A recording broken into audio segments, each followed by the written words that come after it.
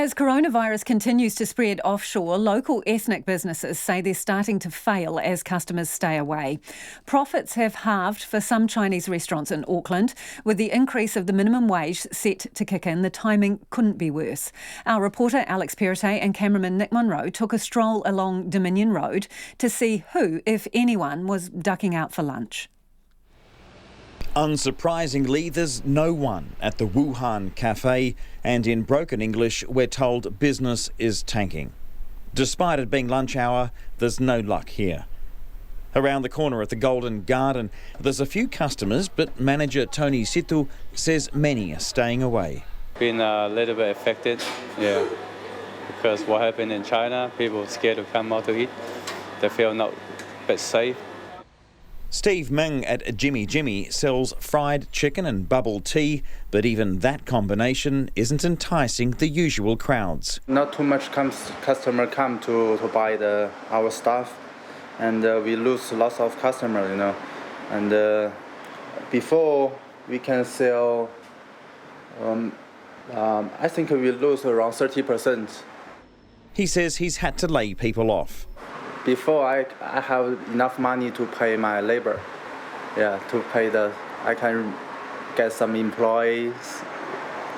Before we have 3, one in kitchen, 2 at front, but now me at front, one in kitchen, only me and him. Turning to Uber Eats, and the Chinese version GoGo has bagged him 20 extra orders a day. But even here at Okashi House Sweet Store, it's empty, and we're told trade is halved. Last week's Restaurant Association member survey had 42.5% of them reporting a downturn in customers compared to this time last year, and just over 40% of those members believe it's due to a fear of coronavirus. And it's not just food outlets suffering, but also health stores who sell about half their products to customers in China. Sissy Cheng at Greens Health says business is down because many back home can't afford the freight. I think because of the transfer cost is higher, so some customers do not want to pay for this. Kenny Dong at New Way Health Products says it's the reduction in flights that's driven up those costs. The freight cost almost doubled, from $400 per kilo to $9, more than double actually. You have to choose the high cost one, otherwise your parcel will be delayed. Difficult, isn't it? Yeah, difficult time.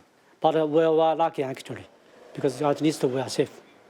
But people in China, they are suffering a lot.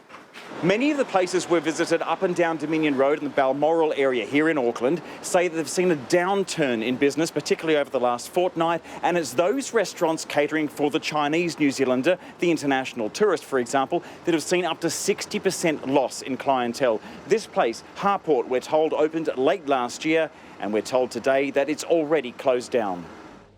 Here at Shanghai Restaurant, it's very quiet, and due to the language barrier, a kind customer jumped in to explain why it's so bad. About 60% before.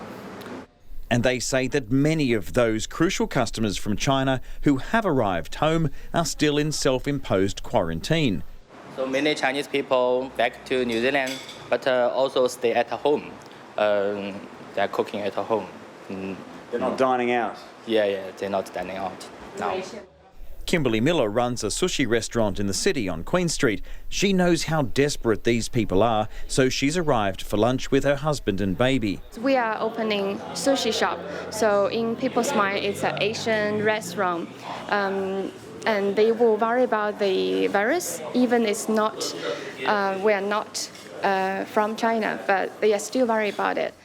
Kimberly says she's just returned from China herself, where she had to be in quarantine for a fortnight and then self-imposed quarantine back here. She praises both governments for their efforts, but says there should be more support, especially as they stare down the looming increase in overheads. So for us, it's quite big thing because we are small business, small to medium size.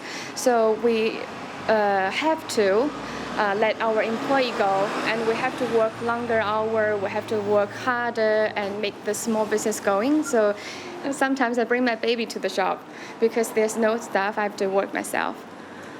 She also says there are other ways to help, such as tax breaks or rent assistance. She says some Chinese landlords have already lowered the rent for their tenants to prevent them from going out of business altogether. These small businesses say it's an uphill struggle, and if things don't change in the next month, they too could be shutting up shop.